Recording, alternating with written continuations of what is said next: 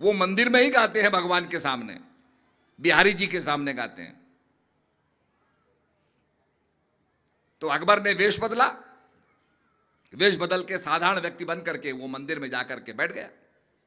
हरिदास जी ने गाना गाया, अकबर बड़ा भाव विभोर हो गया, बहुत प्रसन्न हो गया। अगले दिन तानसेन को मिला, कहने लगा, तानसेन तुम्हारे गुरुजी तो वास्तव में तुमसे भी अच्छा गाते हैं।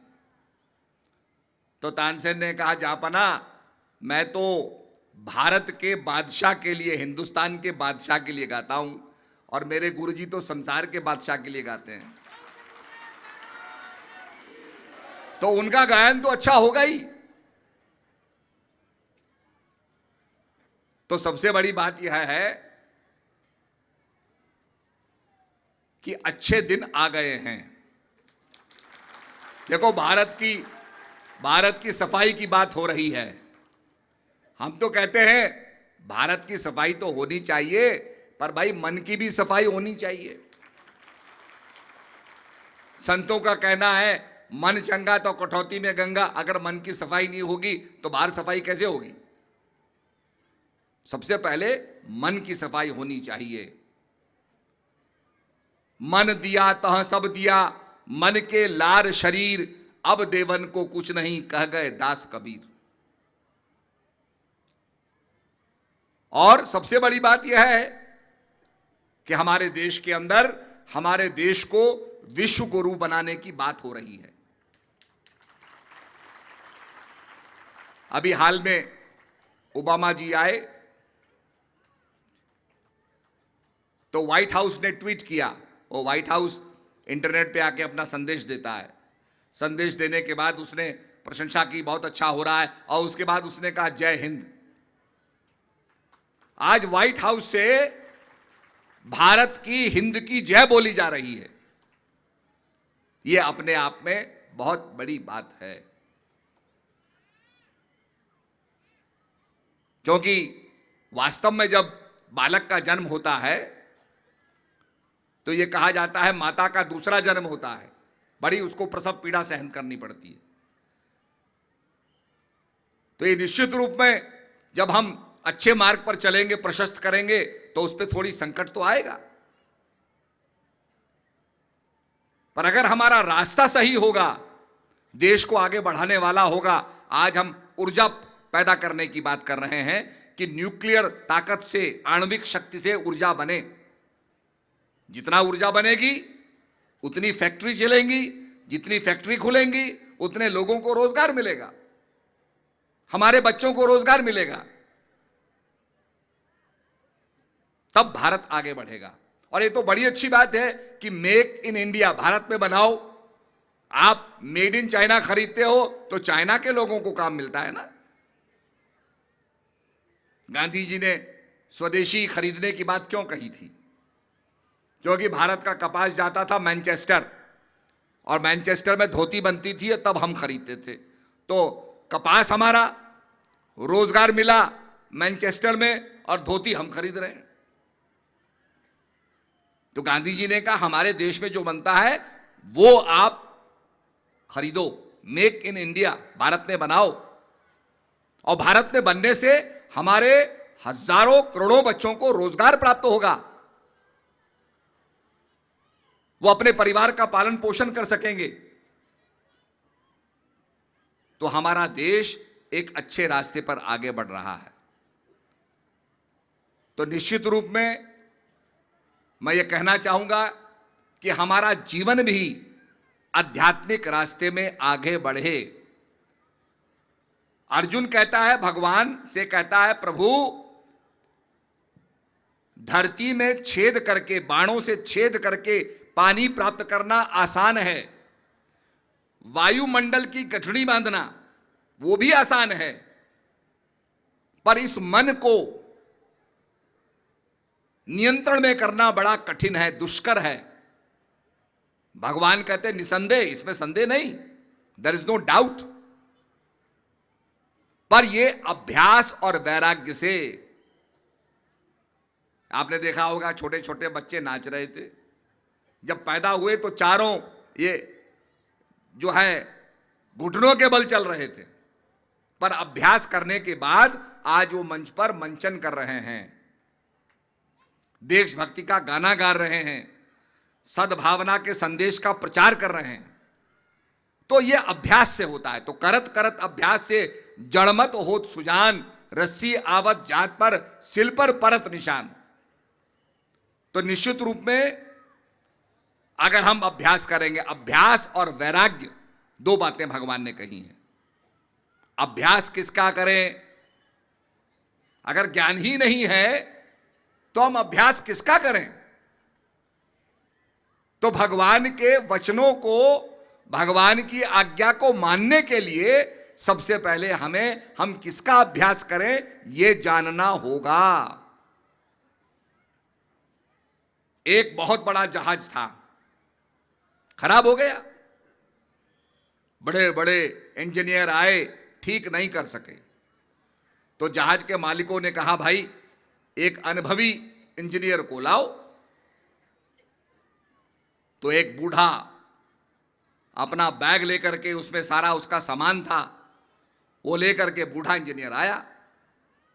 उसने देखा, इंजन को देखा, सारी चीजें देखी। देखने के बाद उसने अपने थैले से एक हथौड़ी निकाली और हथौड़ी निकाल मार करके 4-5 चोटें मारी। चोटें मारी तो इंजन झटका खा गया, चल पड़ा, स्टार्ट हो गया।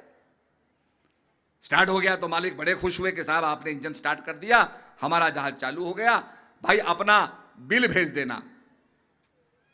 तो उस आदमी ने 2 लाख रुपए का बिल बना के भेज दिया।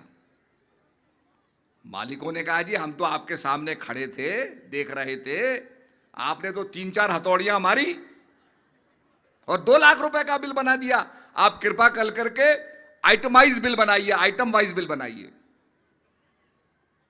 तो उस आदमी ने क्या किया, लिखा 2 रुपए की हथौड़ी मारी और 99,998 ये कहां मारनी थी, इसका 40 साल में मैंने अनुभव किया, ये उसके लिए है। तो भैया हथौड़ी तो मारना आसान है, पर कहां हथौड़ी मारनी है ये तो 40 साल के बाद ही पता चलेगा, है ना। तो ये बहुत महत्वपूर्ण है कि हथौड़ी कहां मारनी है। मन हम लगा लेंगे वो तो बात ठीक है, पर मन लगाना कहां है। शब्द बिना सुरती आंद्री कहो कहां को जाए, द्वार ना पावे शब्द का फिर भटका खाए।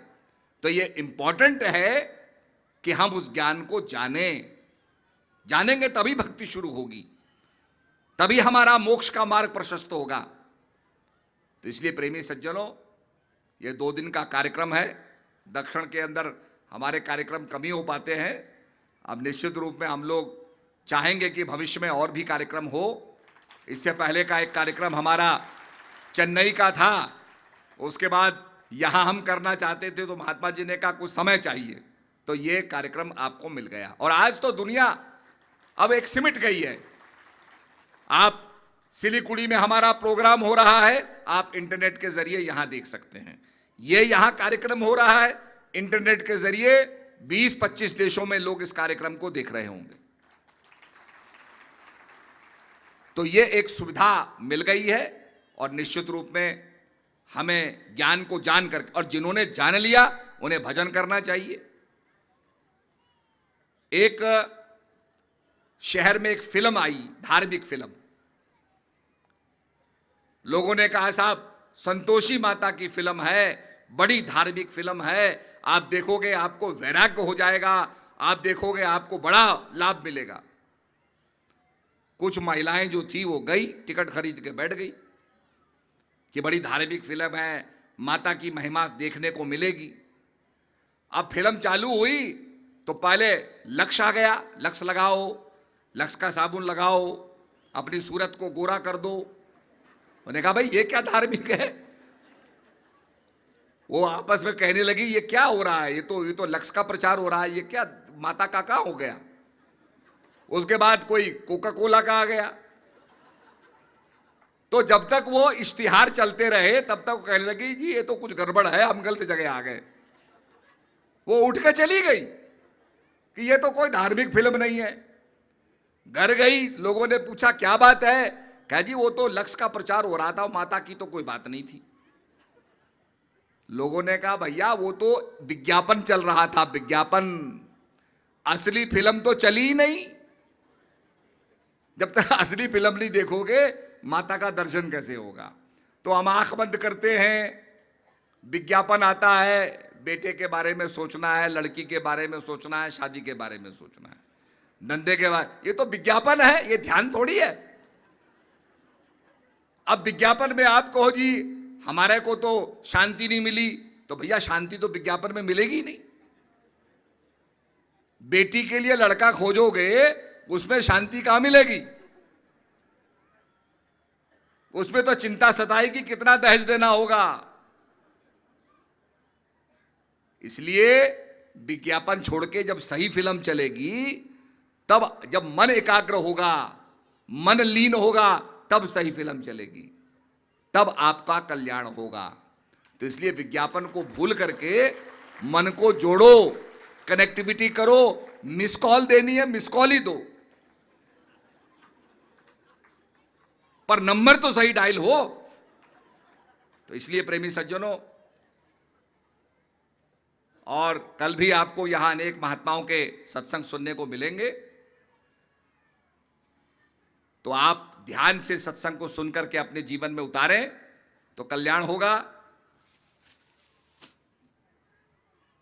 वो कहते हैं पा से पाकिस्तान और पा से पत्नी, तो दोनों की एक राशि है, कब हमला कर दे पता नहीं। और हा से हिंदुस्तान और एच से हस्बैंड, पता नहीं कब तक सहते रहेंगे। तो यही हम कहेंगे कि निश्चित रूप में अध्यात्म की शक्ति से ही संसार बच सकता है। आपने बार बार देखा होगा, साउथ में तो ज्यादा तर करके भगवान के अनेक अवतारों का उल्लेख होता है, जिसमें भगवान के बराह अवतार का उल्लेख होता है, भगवान के मत्स्य अवतार का उल्लेख होता है।